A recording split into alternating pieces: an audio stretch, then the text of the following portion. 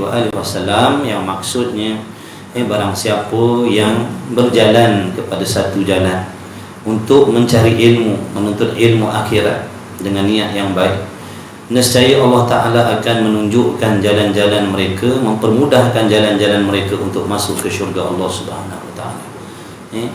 Bagaimana tu? Dengan makna Allah Ta'ala akan memberi mereka kefahaman tentang selok belok untuk melakukan ibadat, lalu mereka beramal dengan petunjuk-petunjuk daripada Allah.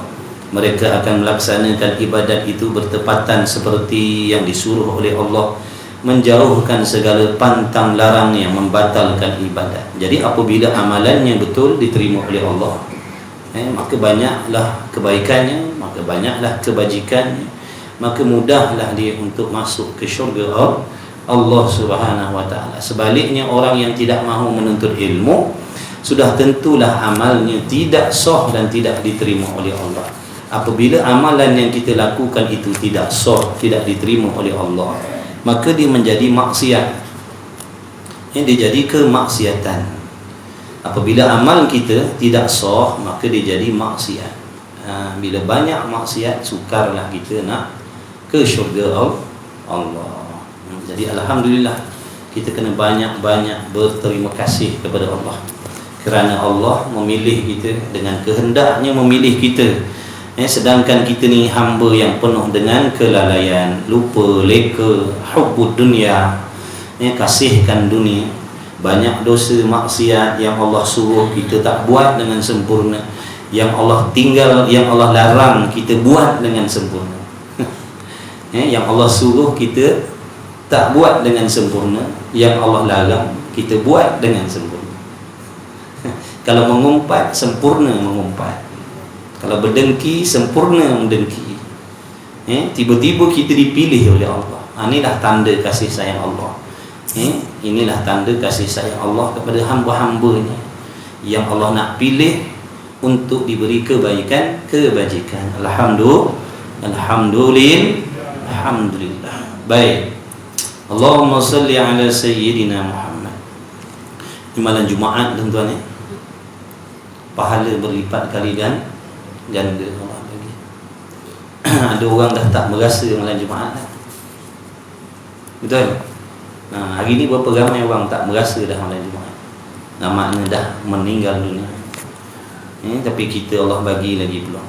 Kenapa tu Allah bagi peluang? Supaya kita perbaiki ibadat kita, supaya kita perbetulkan lagi ibadat, bertaubat kepada Allah Subhanahu Wa Ta'ala, baik ibadat. Qala al-muallifu rahimahullahu ta'ala wa nafa'ana wa iyyakum bi'ulumihi wa bi'ulumi masyaikhina, amin ya rabbal alamin. Adapun yang kedua, iaitu barang yang menyalahi ia barang akan hawa nafsu. Betul situ? Kalau dulu perenggan yang sebelumnya kata musannif bermula makna sabar padanya bahawa tiada dia cenderung kepadanya, dan mengetahui akan bahawa sekalian yang demikian itu penaruhan pada sisinya selagi akan diambil daripadanya pada masa yang hampir, dan bahawa tiada berlebih-lebihan ia pada bersedap-sedap dengan dunia, dengan dia, dan bahawa tiada lalai ia seseorang kerananya, dan bahawa menunaikan ia akan syukurnya. Dulu asal ceritanya, asal tajuk, asal cerita kita ni, kata musannif sebelum ni, kata ketahui olehmu wahai hamba Allah, bahawasanya hajat kepada sabar itu melengkapi ia akan segala masa. Perlu kita tahu, sabar ni perlu setiap saat dalam kehidupan, daripada celik mata sampai kita tidur balik. Tidak ada istilah sabar ni dalam 24 jam, hanya 5 jam, hanya 20 jam, hanya 13 jam. Tak, 24 jam. Mesti kita senantiasa di dalam sabar.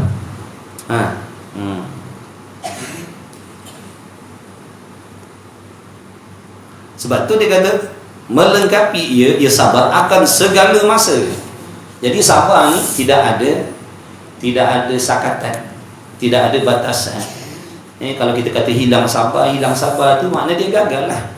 Gagal lah dia dalam bersabar. Sedangkan sabar ni sentiasa sampai mati sabar. mati dengan sabar. Tengok akhlak Nabi SAW. Nabi bersabar dengan perbuatan jahat daripada orang-orang kafir, daripada kaum musyrikin yang membuat pelbagai kesakitan pada Nabi SAW. Tapi Nabi tidak membalas kejahatan mereka dengan kejahatan, bahkan Nabi membalas dengan kebaikan. Nabi SAW lah penghulu segala orang yang sabar. Kalau kita nak mencontohi orang yang sabar, tirulah Nabi SAW. Bila kita tiru akhlak Nabi, kesabaran Nabi SAW, maka berjaya dah kita, beruntung dah. Kemudian kata musannif sebelum ni, sebab apa? Kenapa kita perlu sabar di dalam setiap masa? Kerana barang yang mengenai akan manusia itu tiada sunyi ia daripada dua macam. Itu sebab dia. Benda yang berlaku dalam kehidupan kita ni, daripada celik sampai ke tidur, lepas tu celik balik, dua ni lah. Iaitu mana? Dapat benda yang kita suka ataupun dapat benda yang kita tak suka. Betul ni dah? Perasan tak daripada pagi tadi sampai dah sekarang? Pagi tadi seronok, lepas tu jumpa benda tak seronok pula. Lepas tu jumpa seronok balik, lepas tu jumpa benda tak seronok balik. Itulah. Jadi dalam dua keadaan ni. Sebab bila dapat benda yang kita suka, kena sabar juga. Kenapa perlu sabar? Contohnya kita sihat. Sihat ni kita suka lah. Ada tak orang sini tak sihat langsung udang? Ada. Orang suka tak sihat? Ada. Ada pernah doa minta kepada Allah, ya Allah, bagilah aku sakit, tariklah kesihatan aku? Ada? Tak ada kan? Semua nak sih. Jadi sihat ni benda yang kita nak. Tapi kalau kita tak sabar dengan sihat ni, kita akan salah guna. Mana contohnya? Kita gunakan sihat kita untuk buat maksiat. Betul ke tidak? Itu maksudnya. Jadi bila kita dapat benda yang kita inginkan, kalau tidak ada kesabaran, kita akan menyalahgunakan tadi. Benda yang kita suka tadi, kita akan salah guna. Bila tak sabar, kita akan salah guna. Duit banyak, suka tak? Siapa sini tak suka duit banyak? Saya nak bagi nombor akaun. Tolong transfer. Siapa tak suka duit banyak? Semua suka duit banyak, betul? Tapi kalau tak sabar, kita akan boros, berjudi, membazir. Nampak tak? Jadi perlukan kesabaran walaupun kita mendapat perkara yang kita inginkan. Kemudian apabila dapat benda yang menyalahi pula, benda tak seronok, kena sabar. Sebab nafsu dia akan marah, nafsu akan benci. Sebab nafsu ni tabiat dia tak suka hilang daripada diri dia benda-benda yang menyeronokkan. Contoh, dalam sihat-sihat tiba-tiba sakit. Sakit ni benda yang tidak kita suka. Jadi macam mana tu? Perlu sabar dalam kita diuji oleh Allah dengan sakit tadi. Kalau orang berniaga contohnya rugi, dah pasang payung macam-macam, hujan lebat pula dah, tak boleh nak niaga dah. Marah nafsu tak suka, timbul marah. Maka kena sabar, sangka baik dengan Allah, yakin ada hikmah di sebalik itu dan macam-macam lagi. Sebab itulah kata musannif, kita ni 24 jam kena sabar. Lebih-lebih lagi dalam rumah tangga dah. Pasangan kita tak boleh nak penuhi kehendak kita. Baik suami, baik bini, baik lelaki, sama dah. Kadang-kadang suami kita okey je, seronok je kita dengan dia. Kadang kita menyirap dengan suami kita. Bini pun macam tu. Kadang mulut dia okey, senang hati kita dengar perkataan dia. Kadang-kadang sakit hati kita dengar perkataan. Maka kena sabar. Betul ke tidak? Betul lah musannif kata tu. Apa hikmah tu? Allah nak bagi kita pahala banyak. Sabar dengan taat 300 pangkat, sabar dengan maksiat 600 pangkat, sabar dengan bala 900 pangkat. Cuba bayangkan nanti bagaimana hebatnya pangkat tuan-tuan di hari kiamat. Jadi Allah bagi kita kesempatan hidup ni buat ibadat banyak-banyak, Allah buka peluang amal. Contohnya Allah jadikan benda-benda itu supaya kita ada berpeluang untuk beramal dengan sabar, supaya kita banyak pahala, banyak kebaikan, banyak kebajikan. Nanti berat timbangan amalnya. Bukankah nanti amal ibadat kita akan ditimbang di hari kiamat? Sebab itulah Allah bagi kita peluang-peluang dengan kehendak Allah. Allah jadikan pelbagai masalah dan ujian supaya kita mengambil peluang beribadat. Dengan mana? Sabar. Ibadat ni sembahyang ibadat, puasa ibadat, tutup aurat ibadat, mengaji mengajar ibadat, sabar atas bala ibadat, syukur dengan nikmat ibadat. Jangan kita ingat ibadat ni sembahyang saja. Sabar itu juga ibadat. Jadi makin banyak ibadat, makin banyak pahala, makin tinggi darjat, makin tinggi pangkat, nanti makin senanglah urusan di hari kiamat. Orang yang tinggi pangkat di hari kiamat besok, contohnya dengan sebab dia sabar dengan pelbagai sabar buat taat, sabar meninggalkan maksiat, sabar dengan ujian, naik darjatnya di sisi Allah Subhanahu wa taala. Maka senang urusan dia nanti di hari kiamat. Orang lain payah, dia senang. Sebab apa? Dia memiliki pangkat yang istimewa yang tinggi. Contohnya dia jadi wanita solehah, jadi suami yang soleh, jadi orang yang bertakwa, silap-silap naik martabat jadi waliullah, kekasih Allah. Jangan main-main tuan-tuan. Ada orang Allah naikkan darjat di sisi Allah jadi kekasih Allah sebab sabar dia. Bukan sebab sembahyang sunat dia. Bukan dengan sebab sedekah dia. Tapi dengan sebab sabar dia. Sabar. Tapi solatlah kamu kan ambil sabar je. Solat dia tidak. Itu tak jadi. Itu tak jadilah. Dia kata aku nak ambil kelebihan sabar lah mulai hari ni, aku nak tinggal solat, aku nak sabar ni. Taknya jadi. Yang wajib mesti, yang wajib-wajib, yang haram-haram. Ni nak cerita kelebihan sabar. Kita tengok atas dunia ni, cuba kita tengok orang yang pangkat tinggi, jawatan tinggi, senang tak hidup dia? Pada zahir lah. Jangan tanya hati perut dia. Kadang hati perut dia susah walaupun nampak mewah tu. Sentiasa dalam ketakutan.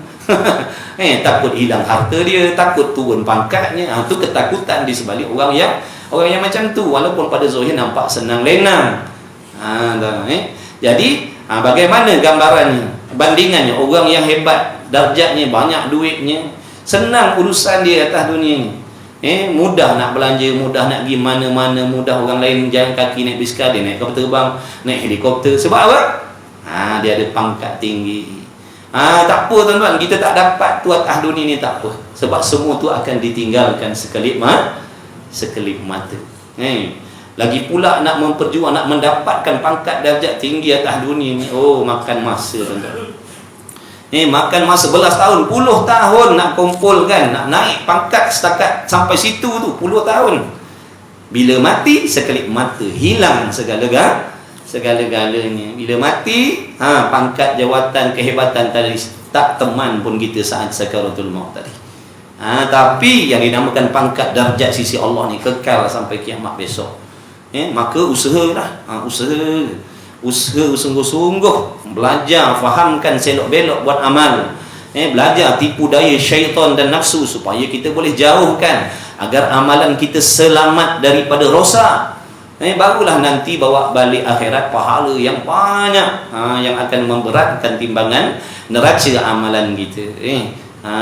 Jadi tinggi pangkat ni, mudahlah urusannya nanti di hari kiamat. Orang lain duduk bersusah payah dalam azab siksaan di padang mahsyar, dia duduk bersenang-senang di bawah redupan yang Allah teduhkan mereka. Contoh, orang lain berasa lapar dahaga, dia tidak. Orang lain ketakutan, dia tenang aman. Sebab apa? Ada pangkat yang istimewa di sisi Allah. Kita semua yang hidup ni ada peluang. Masih ada peluang lagi. Tidak ada istilah terlambat untuk jadi orang soleh, orang soleha. Siapa pun kita, tua, muda, tak peduli apa latar belakang kita, bagaimana maksiat yang kita dah buat. Maknanya kalau sekarang ni kita masih hidup, sebenarnya kita ada peluang. Jadi jangan lambat-lambat. Ingat mati selalu. Kerana ingat mati itu mendekatkan kita kepada Allah. Allah mendekatkan kita kepada ibadat. Baik. Adapun yang kedua, iaitu barang yang menyalahi ia akan hawa nafsu, maka 4 bahagi. Bahagian yang pertama, mengerjakan taat. Mengerjakan taat. Jadi mengerjakan taat ni perkara yang menyalahi betul ke tidak? Seronok tak kuliah malam ni? Jujur. Dah tak seronok. Nafsu tak suka. Kan kalau Kang Abang Azmi kata dalam grup Sungai Udang, malam ni kelas cuti kita alhamdulillah. Seronok ada nafsu. Hati kita nak. Ni nafsu. Nafsu ni bila sebut taat memang pantang larang nenek moyang dia. Memang tak suka. Siapa pun. Yang tuan-tuan, abang-abang, kakak-kakak, ibu bapa yang boleh hadir ni, sebab apa? Berperang. Betul? Perang dengan nafsu, perang dengan dunia. Dunia ni benda lepak-lepak, seronok-seronok tu lah. Tu dunia. Kena tinggalkan kawan-kawan, macam-macam. Kena tinggalkan urusan dunia, baru boleh hasil. Pun dengan taufik Allah Ta'ala juga. Tolong kita, bagi pertolongan, bagi kekuatan. Maka hadirlah kita di sini pada malam ni. Solat berjamaah maghrib, boleh duduk pula dalam kuliah, alhamdulillah. Ini taufik daripada Allah, bukan kehebatan kita, bukan kekuatan kita, tidak. Ini semata-mata limpah rahmat, hadiah, pertolongan, kurniaan Allah. Jadi bila sebut mengerjakan taat ni, nafsu memang tak suka. Nafsu memang tak suka. Sama ada taat yang jenis anggota mata, contohnya nak melihat benda baik je, nafsu tak suka. Nafsu akan ajak mata tengok benda haram. Telinga nak dengar benda baik-baik, nak dengar kuliah, nak dengar nasihat, menyirap, panas, pedih. Nafsu tak suka. Nafsu kata lari. Dia kata jangan duduk dalam kelas tu, nanti kamu jadi duduk macam dalam mesin basuh, kata dia. Keluar. Ada baru ni, dia kata, Ustaz, ada kawan saya, dia duduk dalam kelas Ustaz, dia duduk sekejap je, dia kata tak boleh tahan, macam duduk dalam mesin basuh, dia kata. Saya tak boleh datang lagi, biar dulu lah. Dah bila nak bersih? Kalau tak sanggup dibasuh, akan duduklah dalam kotor selama-lama.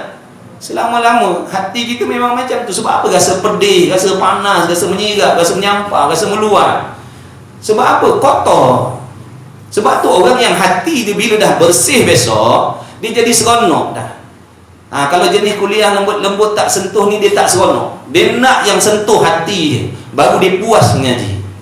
Dia peringkat sebenarnya, ikut peringkat. Ibadat ni dia ikut peringkat. Kebersihan hati ikut ibadat, ikut peringkat. Iman pun begitu. Peringkat awal memang menyampah, menyirap, meluap, panas, gelisah, berasa lama. Berapa minit? 20 minit. Dah kata bila nak habis, dah tengok jam, bila nak berhenti. Tu mana nafsu. Mana-mana pun memang macam. Tapi nanti lama kelamaan dia jadi seronok. Sebab apa? Hati dah bersih. Tapi sebelum nak bersih ni kena sabarlah dulu. Jangan tengah basuh tadi kita off switch. Taknya bersih lah sampai bila-bila. Jadi kena sabar. Tu sabarlah tu. Nafsu tak suka mengaji. Mengerjakan taat. Dan bermula nafsu liar ia. Makna nak lari daripada taat maksudnya. Yang nama nafsu ni nak lari daripada taat. Sama ada taat yang jadi anggota ataupun taat yang jadi hati. Nak sangka baik, nafsu tak suka. Nafsu ajak sangka jahat. Memaafkan orang, nafsu tak suka. Nafsu ajak kita berdendam. Mendoakan orang lain yang dapat nikmat supaya bersyukur, bertambah nikmatnya, nafsu tak suka. Nafsu suka berdengki, iri hati. Betul ke tidak? Jadi kalau kita tak boleh tahan nafsu ni, kita akan meninggalkan ibadat dan terjatuh ke dalam maksiat. Rugilah kita. Rugilah kita. Nafsu ni memang liar, tuan-tuan. Nak cakap benda baik-baik, nafsu tak suka. Nafsu suka cakap benda yang jahat-jahat. Daripada kalau dalam TikTok nak tengok yang baik-baik, nafsu tak suka. Sebab tu kalau tengok kuliah dia skip. Dia swipe. Tengok kuliah, swipe. Tengok kuliah, swipe. Tengok yang joget-joget, dia stay tengok. Tengok. Sebab apa? Nafsu suka. Yang taat, yang jenis nasihat, nafsu tak suka, sebab tu dia swipe tu. Ni ada berapa orang duk ikut ni? 61. Ni mujur Tuhan tolong. Tapi tak tahu kejap lagi tinggal dah tu. Dia ngaji hadir dalam kuliah ni macam tuan-tuan ni, dengan dalam live ni sama je. Ni orang panggil ngaji jarak jauh. Sama je. Dia akan dengar apa yang kita sampaikan sama macam tu kan. Cuma tuan-tuan kat sini nak lari mungkin rasa bersalah. Tapi buat sakit perut ke, pergi bilik air kan hilang. Contohlah dan yang dalam live ni senang. Dia sebab kita dah tak tahu siapa yang lari. Gitu. Maknanya siapa pun yang nama manusia ni alami benda sama je. Jadi di sini kita boleh tengok bila orang tu boleh duduk dalam taat, betapa hebat dan bersungguh dia menahan sabar nak bandingkan diri kita. Jadi di situ kita boleh mengukur lemahnya lah aku ni. Hebatnya lah orang tu, kesabaran dia. Aku tak boleh ikut, dia boleh taat, boleh tinggalkan maksiat, tapi aku tak boleh. Makna dhaifnya aku, lemahnya aku. Kemudian usahalah. Bila kita dah tahu kita lemah dhaif, usaha lagi, doa, minta sungguh-sungguh dengan Allah. Cuba lagi, tak boleh, cuba lagi. Begitu. Itulah kerja kita. Iman kita naik turun, naik turun, naik turun. Itu orang panggil mujahadah. Bermujahadah dalam ibadat. Turun naik tu dah memang ada, bukan terus naik begitu. Dia turun naik balik. Yang penting jangan berpatah balik, jangan putus asa daripada terus berusaha memperbaiki ibadah. Kerana kelakuan hamba tadi tu, bila dia jatuh dalam maksiat, dia usaha lagi, dia tak putus asa. Dia yakin Allah Ta'ala Maha Kuasa menolong dia, Allah Maha Kuasa menjadikan dia orang yang baik sekelip mata. Tapi dia tak putus asa, sangka baik. Dia yakin pasti ada hikmah. Allah Ta'ala tak kehendak lagi aku ni berubah jadi baik. Kerana Allah nak bagi aku peluang sabar, sangka baik, bersungguh-sungguh, bermujahadah, rasa diri hina, rasa diri tak kuasa. Itu semua pahala tuan-tuan. Itulah yang menjadikan asbab Allah redha pada hamba tadi. Nampak tak? Orang yang dalam usaha nak beribadat tu, dalam keadaan hatinya sangka baik dengan Allah, harap dengan Allah, Allah redha dia. Daripada kita yang dah beribadat ni dalam hati ada sombong pada Allah. Kita dah buat taat, kita dah tinggalkan maksiat, tapi dalam hati ada sombong, berasa hebat, ada ujub, kagum dengan diri sendiri, lupa yang mana sebenar-benarnya yang menjayakan kita meninggalkan maksiat dan buat taat ini semata-mata pertolongan Allah. Tapi kita memandang diri kita hebat, maka Allah benci hamba yang macam ni. Allah lebih redha hamba yang duduk dalam maksiat tadi, yang bermujahadah, bersungguh-sungguh. Itu Allah redha. Allah redha hamba yang macam tu.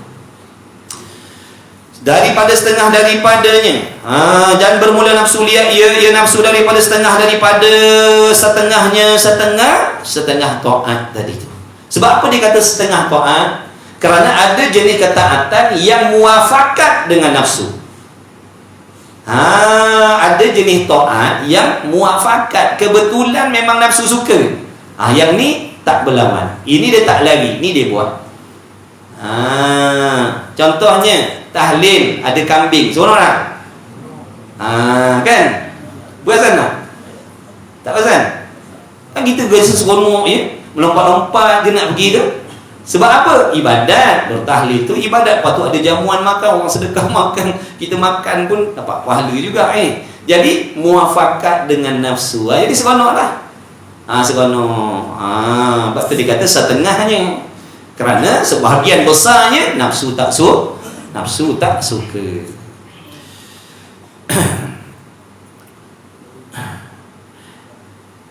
Daripada setengahnya dengan sebab malas. Contohnya seperti sembahyang, sama ada sembahyang fardu dan sembahyang sunat. Sembahyang fardu ni, sebab tu kata ulama, yang membuatkan seseorang itu lebih pangkatnya di sisi Allah bukan dengan sebab solat fardu. Bukan dengan sebab solat fardu. Kerana solat fardu ni semua orang kena buat. Tak ikhlas pun kena solat. Betul? Merungut pun kena solat. Malas pun kena, paksa juga. Makna hati tak khusyuk pun kena solat. Itu makna solat fardu ni semua kena buat. Tetapi yang membuatkan hamba itu naik darjatnya di sisi Allah dengan cepat, apabila Dia membuat benda-benda yang tidak dipaksa oleh Allah, iaitu amalan sunat.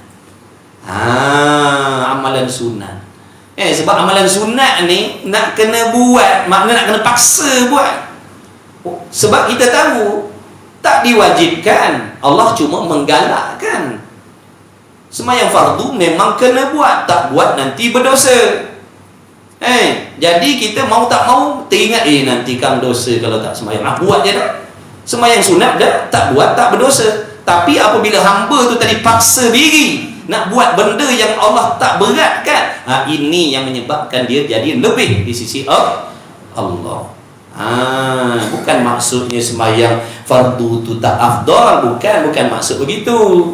Nak cerita kedudukan hamba tu tadi yang membuat Allah lebih redha kepada hamba tadi apabila dia bersungguh membuat perkara-perkara sunat. Kalau solat sunat, dengan syarat yang wajib tak tinggal. Yang wajib tak tinggal. Apa wajib? Solat tunai dan solat qada.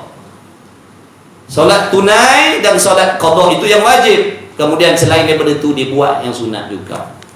Orang yang tak ada sembahyang qada, dia banyakkan sembahyang sunat. Itu yang menjadikan Allah redha pada dia lebih, maksudnya. Kalau setakat sembahyang fardu ni tak payahlah kita nak berasa hebat. Orang minum arak pun kena sembahyang 5 waktu. Betul? Jadi tak ada kelebihan kat situ. Meninggalkan benda haram, itu semua orang kena tinggalkan benda haram.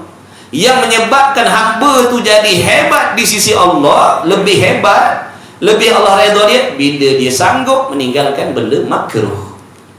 Kerana benda makruh ni kalau buat tak dosa, cuma galakkan daripada Allah tinggalkan. Itu yang terbaik. Nampak tak? Jadi kalau kita setakat buat yang wajib, tinggal yang haram, itu semua manusia buat.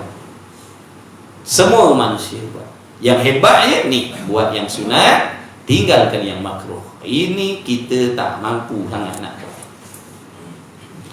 Seperti sembahyang dan daripada setengah dengan sebab kikir. Kadang-kadang ibadat tu tadi nafsu liar. Sebab apa? Dalam hati ada kikir. Bakhil, kedekut, tangkai jering.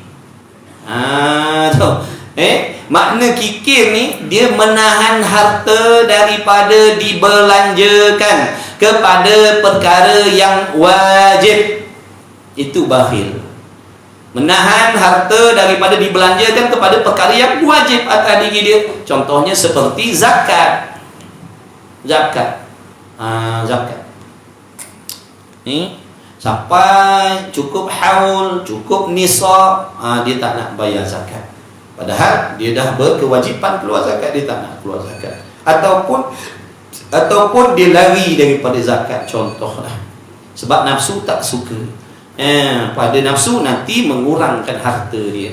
Kalau keluar zakat nanti kurang harta aku. Jadi dia lari, dia tak mau. Dan daripada setengahnya dengan sebab keduanya, iaitu mana? Malas satu, bakhil satu. Seperti haji dan perang sabil. Nak pergi haji, dia tak nak pergi haji. Sebab dia kata banyak pakai duit. Banyak pakai duit nanti habis duit aku. Penat cari. Pergi haji bukan nampak apa benda. Tu pun orang tak panggil haji. Makin hati. Duit habis dah belah ribu. Balik kampung orang panggil mamat. Kalau yang perempuan tak ada panggil hajah. Panggil Mina, Mina. Marah gitu. Sebab duit dah banyak habis. Tak panggil pula hajah. Betul ke tidak? Jangan tuan-tuan jaga niat kita. Kita buat ibadat bukan sebab nak orang panggil. Biar orang nak panggil, tak nak panggil sudah. Jangan sebab orang tak panggil kita haji, tak panggil kita hajah, kita berasa hati. Kenapa kita nak haji sangat tu? Nak orang panggil ke? Kalau nak orang panggil tak payah keluar duit belah-belah ribu. Pergi kedai alat tulis tu, tempah nemtek tulis besar-besar Haji Mamat. Orang akan panggil pakai nemtek saja. Hajah norma. Ada orang lain norma, tempat lain bukan seorang je norma. Maknanya berapa ringgit? 10 ringgit je kot. Sekarang ni nemtek. Tak payah habis belah-belah ribu nak kena tawaf, nak kena sa'i, nak kena macam-macam kalau semata-mata nak orang panggil. Buat nemtek tu. Tulis besar. Haji, hajah tu besarkan tulisan. Namun dia kecil. Ada sebab ada orang berasa, kau aku pergi haji panggil nama je. Panggil haji. Duit aku banyak habis dah ni. Inna lillahi wa inna ilaihi raji'un. Taubat balik kepada Allah sungguh-sungguh. Takut nanti tak ikhlas kita buat amal. Apa pun amal sebesar-besar sampai sekecil-kecil, kalau kita harapkan panggilan pujian, namanya tak ikhlas. Tak ikhlas. Dalam amal tu sendiri ada hasutan syaitan dan nafsu. Nafsu nak halang kita buat ibadat, kita perang dapat pertolongan Allah, lalu kita dapat buat ibadat. Nafsu syaitan tak puas hati, dia akan usaha merosakkan ibadat yang kita dah buat. Dia mula-mula cuba halang, jangan buat. Ni tadi jangan pergi kelah. Kita lawan dapat taufik daripada Allah, dapat pergi. Dia tak puas hati. Dia akan usaha untuk merosakkan pula pahala semayang jemaah kita, pahala kuliah kita. Sebab tu kena waspada sentiasa. Nafsu setan tak pernah berehat dalam nak membinasakan amalan kita. Sebab tu kata Imam Ghazali, nak perang dengan setan ni kita kena tahu strategi dia. Bagaimana cara dia menghasut, menipu, merosakkan amalan kita. Itu dalam ilmu tasawuf lah, ilmu ni kan. Daripada situ nanti kita tahu, ini tipu daya syaitan yang nak membatalkan amalannya. Boleh kita elak, boleh kita lari. Kalau kita tak tahu strategi dia, nanti kita termakan. Kita berasa macam ibadat kita betul dan diterima oleh Allah, rupa-rupanya rosak dah. Itulah pentingnya ilmu. Dan sabar atas taat itu setengah daripada pekerjaan yang sukar. Payah nak sabar atas taat tu, nak buat apa yang Allah suruh tu payah. Kerana nafsu tadi. Nafsu pula kita jenis jamu nafsu. Lagilah kuat nafsu. Makan banyak. Makan banyak tu di antara benda yang mengkuatkan nafsu. Sebab tu dalam Islam membesarkan ibadat puasa. Kurang makan kerana boleh menolong melemahkan keinginan nafsu tadi. Dia jadi lemah sikit. Bila lemah sikit tu, kalau nak perang tu insya-Allah ada harapan lah. Tapi kalau dia lebih kuat daripada akal kita, lebih-lebih lagi akal kita pula tak ada pembantu, semata-mata akal, habislah. Nafsu dia kuat, bukan dia je kuat, dia kawan dengan setan pula. Bukan kawan dengan setan saja, ada tentera lain yang bantu dia, iaitu mana? Sifat mazmumah dalam hati.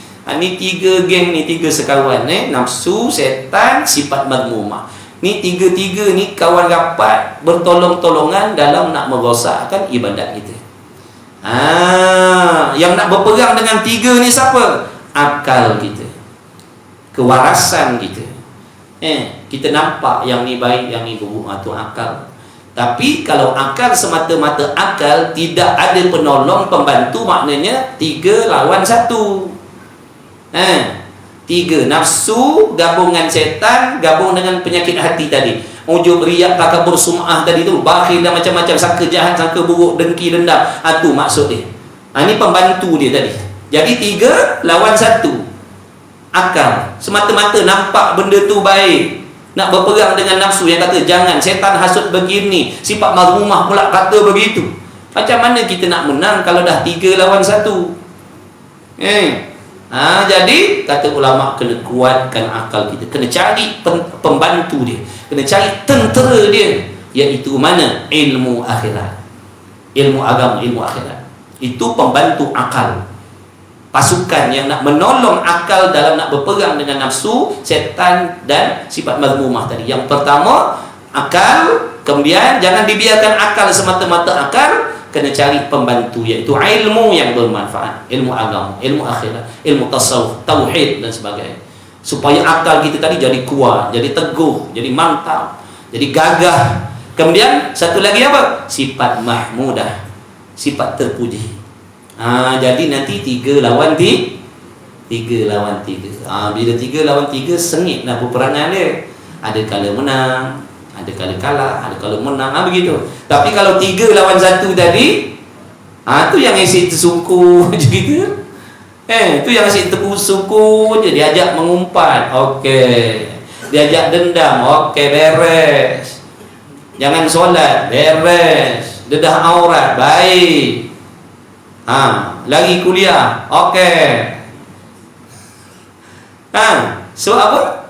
3 lawan 1. Akal tak kuat. Akal tahu dah mengaji ni baik, tapi tak kuat nak lawan 3 tadi. Tapi kalau akalnya kuat, dia mikir, kelebihan belajar ni, Allah sayang, Allah redha, malaikat mintakan ampun untuk kita, menggembirakan hati Nabi sallallahu alaihi wasallam. Kalau mati dapat mati syahid. Tu makna benda-benda tu yang akan menguatkan akal kita dalam peperangan tadi. Allahumma salli ala sayyidina Muhammad.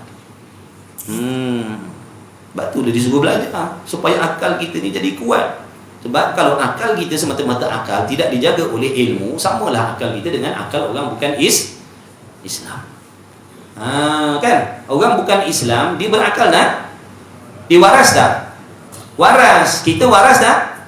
Waras. Tapi apa perbezaan di antara akal kewarasannya dengan kewarasan kita? Kewarasan kita dijaga oleh agama. Itulah kelebihan. Sebab tu kalau kita tak nak belajar agama, akal kita nanti jadi serupa macam akal orang bukan Islam. Cara pemikirannya macam pemikiran orang bukan Islam. Na'udzubillah.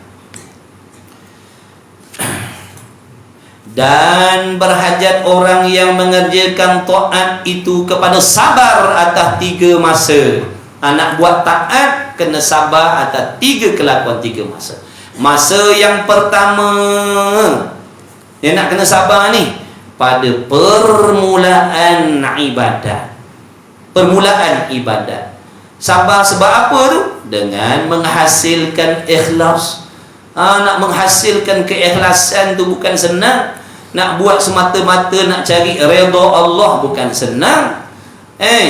Nafsu ajak supaya ujub, nafsu ajak supaya riak. Tu ujub, riak supaya takabur, supaya sum'ah dan macam-macam lagi.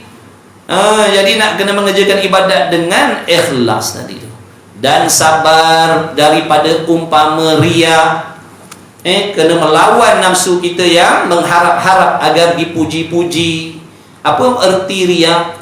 Riak ni bermaksud kita mengharap-harapkan puji-pujian di dalam hati orang lain. Itu namanya riak. Macam sekarang ni, saya duduk kat depan ni, saya mengharap-harapkan dalam hati tuan-tuan puan-puan semua yang sedang mendengar, mengikut pengajian ni, mudah-mudahan di dalam hati-hati tuan-tuan ni memuji saya. Kata baguslah, kata inilah, kata itu yang saya harapkan. Walaupun dalam hati tuan-tuan tak ada pun perasaan tu. Dalam hati tuan-tuan tak ada apa pun. Saya harap mudah-mudahan orang yang nampak aku mengajar ni kagum, masa aku bagus, kata aku baik. Itu nama itu nama riak. Ataupun sum'ah. Kalau sum'ah ni saya nak tunggu orang puji dengan mulut, saya nak dengar perkataan. Itu sum'ah. Dua-dua ni dosa besar. Riak ni dosa besar tuan-tuan, bukan dosa kecil. Kalau kita ambil wuduk sekarang, dia takkan gugur. Kalau kita sujud sekarang, takkan gugur dosa riak sum'ah ni. Dia hanya gugur dengan bertaubat.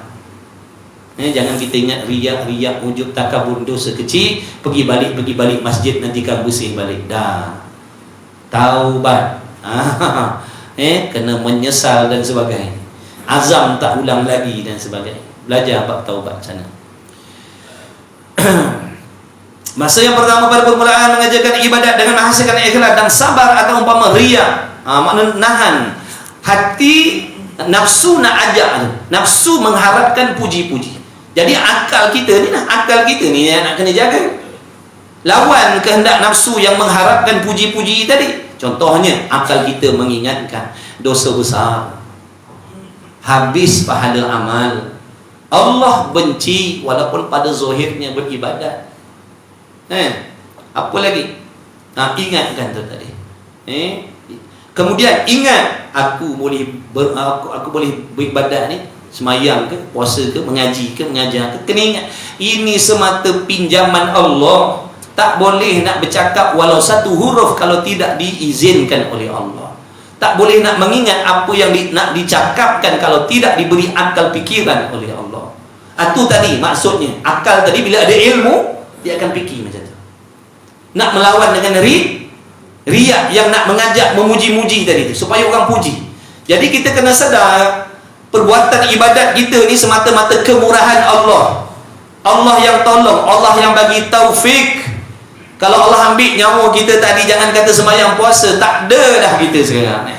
Jadi asbab Allah bagi kita hidup, Allah masih pinjamkan roh. Bukan sekadar tu, Allah gerakkan hati kita lagi, Allah ingatkan gerak-geri kita ni, kita boleh bergerak diam ni. Bukankah itu perbuatan Allah, af'alullah, perbuatan Allah? Bukankah Allah yang menciptakan semua ni?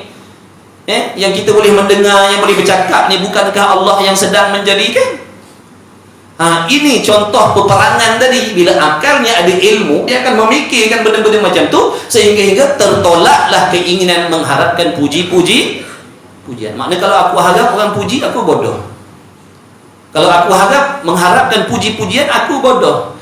Sebab apa bodoh? Puji-pujian manusia takkan memberikan walau satu pun pahala kebajikan. Betul ke tidak? Lagi pula dosa pula. Dah lah tak dapat pahala, berdosa lagi, Allah benci. Kemudian lupa diri. Lupa dirilah tu.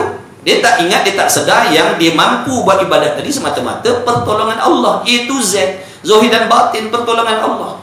Saya tak boleh cakap macam ni, kalau saya tak boleh cakap ni tuan-tuan, kalau Allah tak jadikan, kalau Allah tak menjadikan perkataan saya, kalau Allah lupakan, kalau Allah tarik nikmat akal fikiran saya tak boleh nak buat apa. Begitulah dengan tuan-tuan yang boleh datang, boleh semayang, boleh mendengar ni. Semua ini kemurahan Allah atas diri kita. Tengok kebaikan Allah, maha baiknya Allah. Dia suruh kita semayang, dia suruh kita mengaji, mengajar, dia tolong, dia bagi faham. Betul ke tidak? Mana nak cari majikan macam tu? Ada tak majikan atas dunia macam tu? Dia suruh kita kerja, dia tolong kita kerja A to Z, kemudian dia bagi gaji sampai tak habis makan. Ada? Kalau ada begitu, dia nak minta kat kerja, minta kerja, okey, approve, dah dapat gaji je. Mana ada? Dah. Maha baiknya Allah, maha baiknya Allah. Ini yang kita nak kena perasan ni tuan-tuan, nak kena perasan.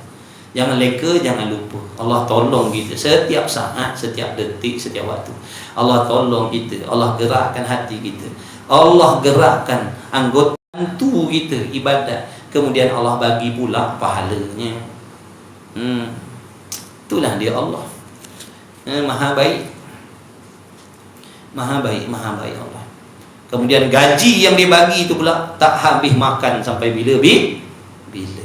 Kalau pandai jaga. Kalau tak pandai, habis. Sebelum mati, habis dah. Lepas mengaji, mengajar, semayang, mengumpat, selesai. Betul? Jadi mengumpat pantang orang ibadat. Jaga dah. Ingat dah. Pantang larang orang beribadat mengumpat. Pantang larang orang ibadat berdengki, iri hati. Pantang larang orang ibadat ujub, riak, takabur. Itu semua pantang yang nak kena jauhkan. Kalau kita nak pahala ni kekal sampai kiamat. Kalau kita nak pahala ni bawa masuk dalam kubur, nanti dibawa di padang mahsyar, kena berpantanglah daripada benda-benda tadi. Ujub, takabur, sum'ah, riak, jangan mengumpat, jangan berdengki. Oh, itu semua benda berat-berat tuan-tuan. Itu semua benda sedap-sedap dek nafsu tu. Nafsu bukan main suka tu. Yang nama mengumpat, yang nama berdengki, sangka jahat. Nak tinggalkan tu bukan senang. Tapi barang siapa dapat tinggalkan dengan taufik Allah, bermakna akan banyaklah kebajikan yang akan dibawa balik akhirat. Kalau kita tak sanggup nak berpantang, percayalah, yakinlah, mati kita besok tangan kosong. Mati kita besok tangan kosong, takkan ada kebajikan yang kita akan bawa balik akhirat. Sebab dah dibinasakan, dirosakkan oleh benda-benda tadi. Ujub, riak, takabur, dengki dan sebagainya. Na'udzubillah min zalik. Nampak tak tuan-tuan betapa pentingnya ilmu? Yang orang kata beribadat ni senang. Senang je, buat dapat pahala, buat dapat pahala. Nanti akhirat kita senang. Tidak sesenang itu. Mari kita belajar, baru tahu perjalanan ibadat ni, oh bukan senang rupanya. Banyak pantang larang yang kita nak kena kenal, nak kena tahu, nak kena elakkan. Nak mengelak tu pula bukan mudah, nak kena perang.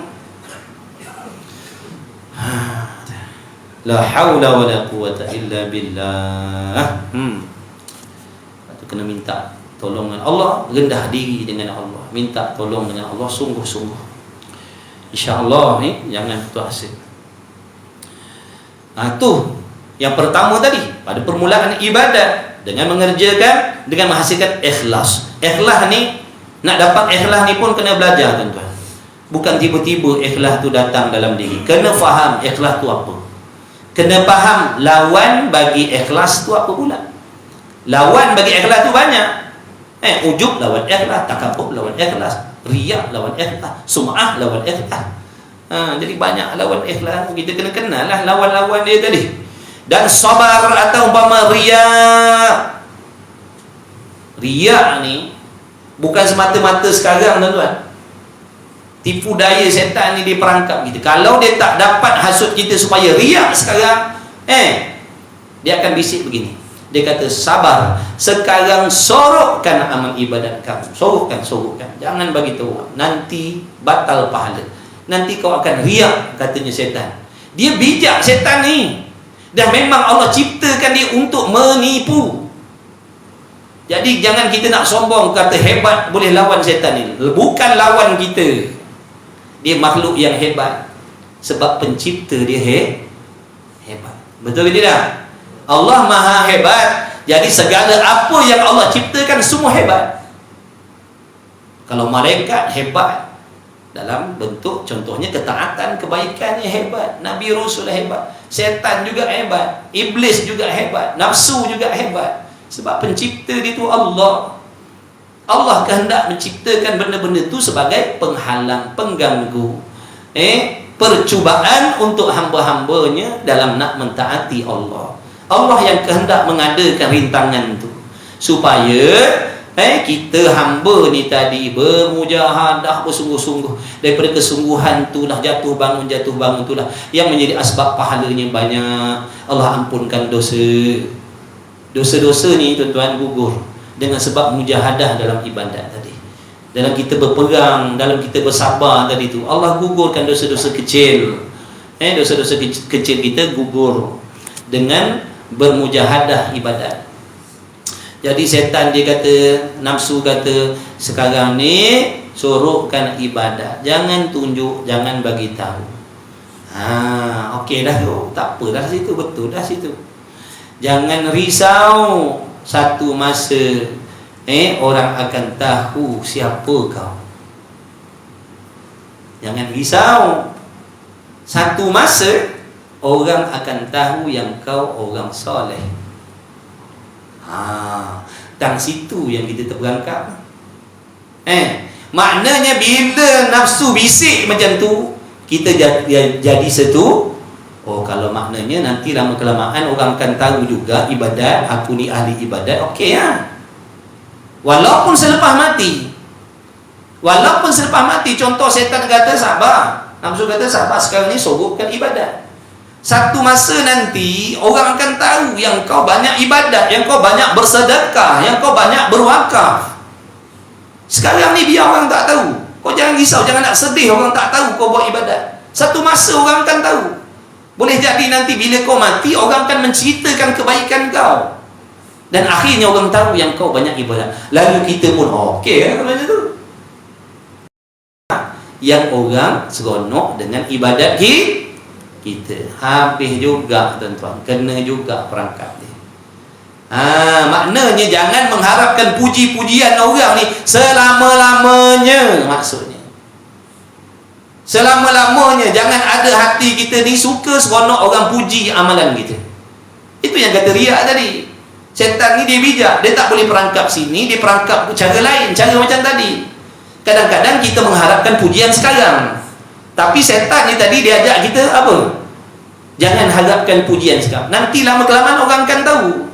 Orang akan kagum dengan kau nanti. Tapi waktu tu kau dah mati, ya, orang akan tahu juga yang kau hebat. Oh, makna okey lah kalau macam ni. Habis kita tak. Na'udzubillah. Tengok halus perangkap dia. Kalau ulama tak ceritakan, kita tak nampak benda tu tuan-tuan. Jadi Imam Ghazali kata, tipu daya setan ni halus, tersembunyi. Halus, tersembunyi. Hanya orang-orang tertentu saja yang boleh melihat tu. Orang yang ada ilmu yang banyak, ulama-ulama yang nampak benda tu. Kita tak banyak ilmu, sebab tu pada kita dah tak ada kesalahan pun. Tapi bila bertemu dengan orang yang alim, yang halus ilmunya, akan nampak banyak kesilapan, banyak kesalahan, banyak kelemahan dalam ibadat kita. Itu ulama, belum Allah. Allah lagi lah maha mengetahui. Sehalus-halus kesalahan kita diketahui oleh Allah. Inilah yang ditakuti oleh orang-orang yang arif billah tu, kekasih-kekasih Allah tu yang ditakut. Sebab pengetahuan Allah ni halus, tak boleh nak sorok, tidak ada istilah rahsia dengan Allah. Nampak tak tu perangkap dia? Dia kata sekarang kau sorok, kau jangan risau, nanti kau mati orang akan cerita kebaikan kau. Masa tu orang akan bangga. Kita pun puas hati, kalau macam tu tak sia-sialah aku buat ibadat. Maknanya orang tahu juga. Habis jahannam khalidina fiha. Jahannam ibadat kita, tuan-tuan. Jahannam.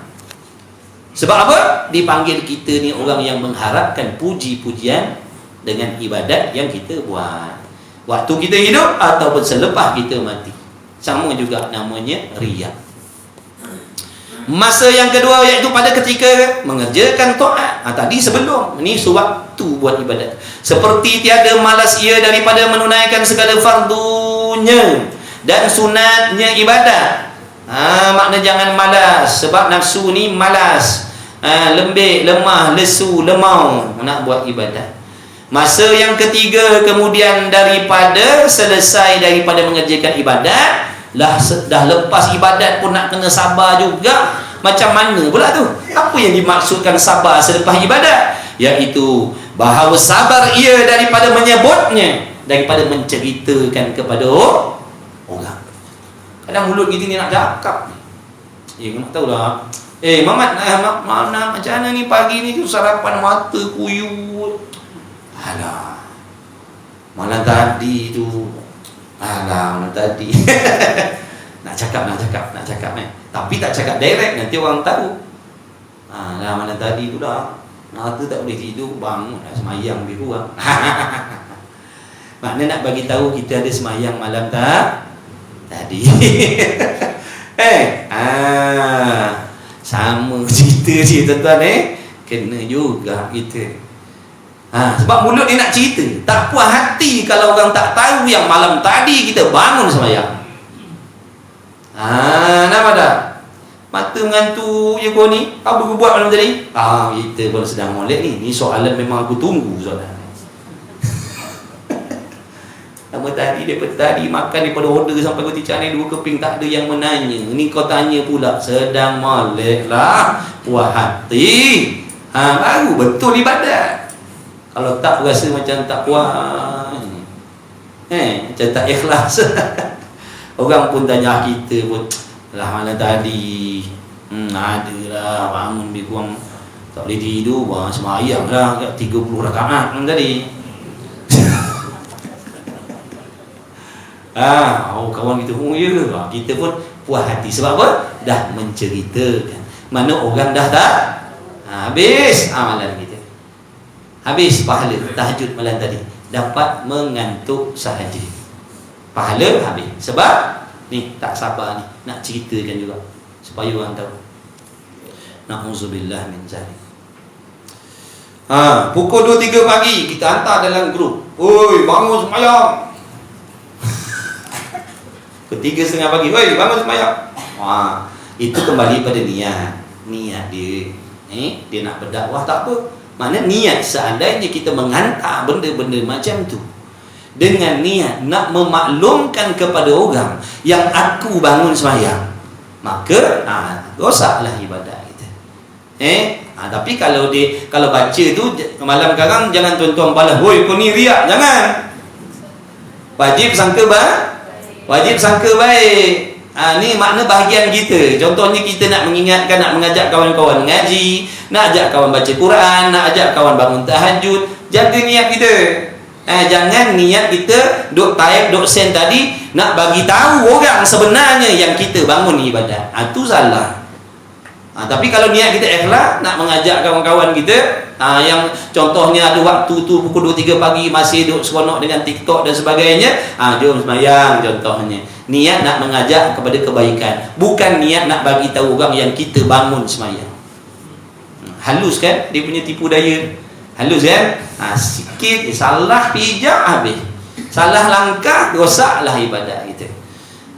Sebab tu kata ibadat ni perjalanan yang sangat berbahaya, tuan-tuan.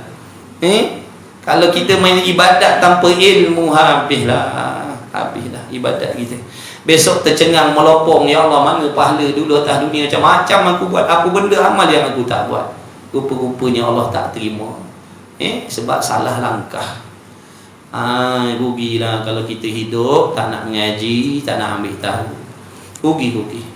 Betul kata ulama, orang yang beribadat dengan tanpa ilmu, amalnya tidak diterima oleh Allah walaupun banyak amalannya.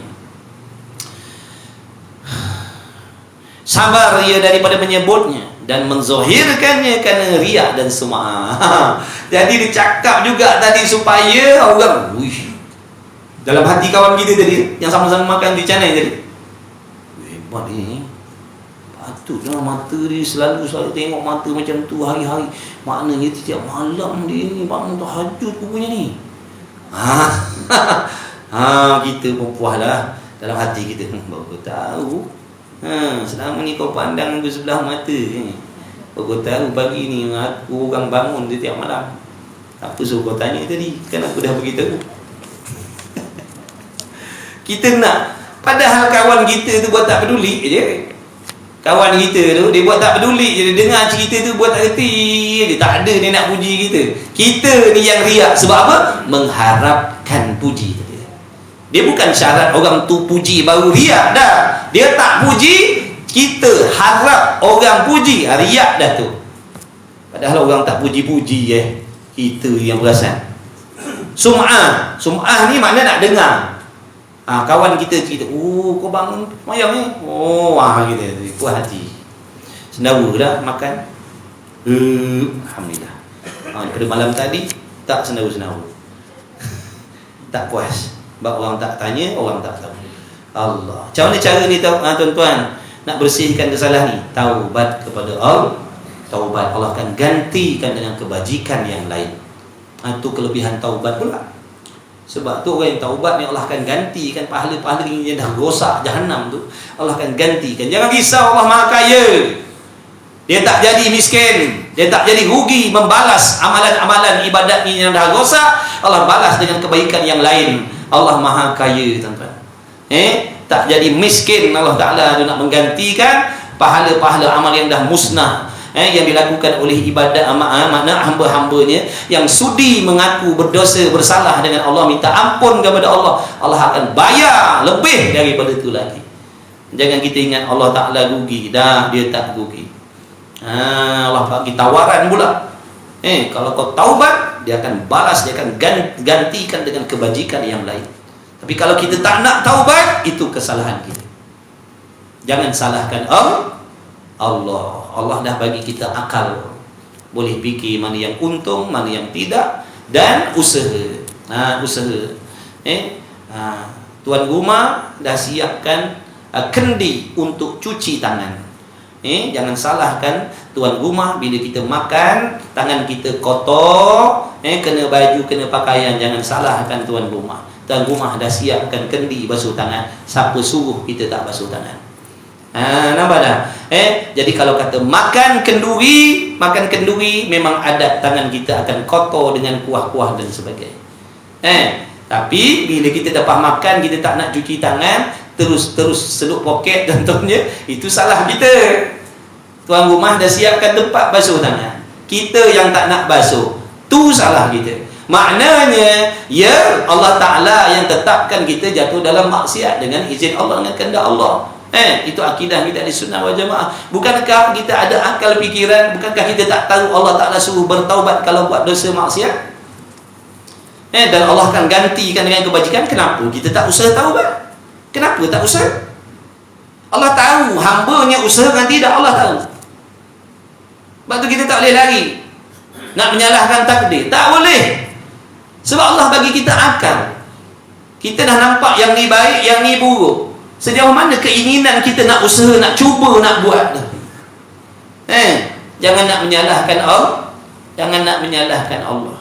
Allah bagi kita akal. Sejauh mana yang kau berusaha nak bertaubat? Sejauh mana kau usaha nak larikan diri pada dosa maksiat? Sejauh mana usaha kau nak berubah? Kau tak ada usaha pun. Kau tak ada usaha pun. Allah tahu yang kita tak ada usaha. Tak boleh sorok. Dengan orang boleh lah kita nak sorok. Kita cakap bersungguh dengan memek muka kita, orang akan percaya. Orang kan kata kita bersungguh, tapi Allah tahu sebenarnya kita tak bersungguh lagi. Allahumma salli ala sayyidina Muhammad. Mana tadi?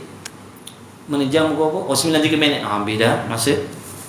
Malam Jumaat ni tuan-tuan nak beramal macam-macam Jadi kita tak boleh ngaji lama-lama. Seperti sikit-sikit nak berhenti dah. Masa yang kedua daripada ketika mengerjakan takbir. Masa yang ketiga kemudian daripada selesai daripada mengerjakan itu baru sabar ia daripada menyebutnya dan menzahirkannya kerana riak dan sum'ah. Bahagian yang kedua meninggalkan segala maksiat. Nak tinggalkan segala. Ni. Segala. Kita dah tinggalkan segala ke belum? Ke sebahagian ataupun baru sikit? Maksiat zahir dah tinggalkan semua. Tanya, jangan jawab nanti kan pecah lubang pula dia diam. Jawab sendiri.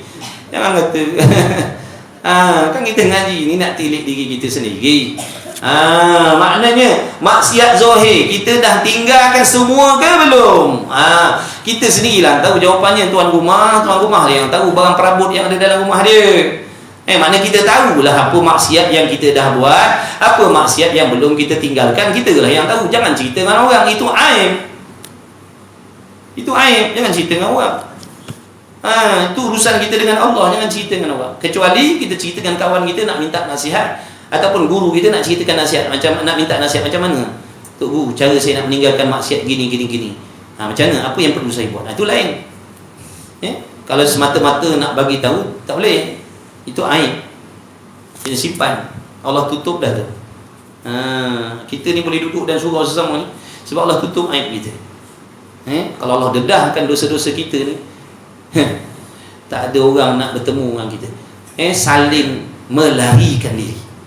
Saling melarikan diri, saling menjauhkan diri. Tak ada orang sudi nak duduk cakap berkawan dengan kita. Bini kita pun akan lari, laki kita pun akan lari, anak-anak kita pun akan lari kalau Allah dedahkan rupa dosa dan maksiat yang kita buat. Sebab tu Allah menutup aib kita ni satu rahmat yang sangat besar. Kita boleh berkawan, boleh berkenalan, boleh mengaji, boleh berurusan. Tu dah Allah Ta'ala Maha Pengasih Penyayang kita. Kemudian meninggalkan segala maksiat dengan sesungguhnya. Maksiat zahir dan maksiat batin kena tinggal. Kita ni pun maksiat ni pun kita tinggalkan pun ikut selera. Sama macam buat taat. Sama buat benda taat. Kalau benda taat tu muafakat dengan nafsu, kita buat. Kalau benda taat tu berlawan dengan nafsu, kita tinggalkan. Maksiat pun begitu. Kalau maksiat dari benda haram tu memang kebetulan jijik dek kita takkan buat. Contohnya orang bagi kita makan daging anjing babi free. Kita tak nak. Sebab apa? Satu haram, satu jijik. Betul ke tidak? Jijik. Haram satu, jijik satu. Sebab tu kita senang tinggalkan. Mengumpat jijik dah. Dah. Mengumpat tak jijik walaupun haram. Pada kita mengumpat tak jijik. Sebab tu kita sanggup buat. Sebab tu kita tak sanggup tinggalkan. Sebab pada kita mengumpat walaupun haram, tapi pada kita tak jijik seperti anjing babi tadi. Sebab tu tak ramai yang kuasa nak berhenti daripada mengumpat. Walaupun tahu haram, Walaupun tahu merosakkan amal, tapi kita tak sanggup nak tinggalkan. Sebab apa? Pada kita, nafsu kita mengumpat, tidak jijik. Tak seperti daging anjing babi tadi. Itu jijik. Sebab tu kita tak nak. Orang bagi free pun tak mau. Orang bagi free pun tak mau. Apa lagi? Berdengki. Jijik dengki ni. Pada pandangan Allah jijik. Tapi pada pandangan nafsu kita tak jijik. Sebab tu kita berdengki. Faham tak apa yang saya nak sampaikan sebenarnya? Jadi maknanya bila selagi nafsu kita nampak maksiat tadi tu tidak jijik, kita takkan kuasa nak meninggalkan. Orang yang boleh meninggalkan mengumpat berdengki ni sebab dia nampak pada hati dia, pada pandangan nampak benda ni jijik. Sebab tu dia tinggalkan. Kita nampak anjing babi tadi jijik, arak jijik, berzina jijik, mengumpat tidak jijik, sebab tu kita buat tak tinggalkan lagi. Berdengki tidak jijik, sebab tu kita buat tak tinggalkan lagi. Sangka jahat dengan orang, pada kita tak jijik, sebab tu kita buat lagi. Na'udzubillah min zalik. Habis, dan sesungguhnya telah bersabda Rasulullah sallallahu alaihi wasallam, al-mujahidu man jahada nafsahu, bermula yang berperang itu mereka yang memerangi ia seseorang akan nafsunya. Itulah orang yang sebenar-benar berperang. Wallahu a'lam. Jadilah sikit-sikit.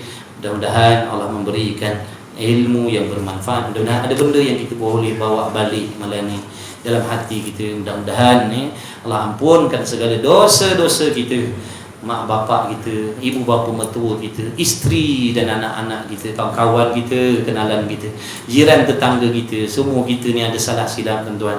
Mustahil kita tak ada buat dosa. Mustahil ni. Mudah-mudahan dengan berkah kita belajar ni, mudah-mudahan keberkahan duduk dalam majlis ilmu ni melimpah sampai kepada orang-orang lain, makna dapat juga menumpang keberkahan anak isteri kita.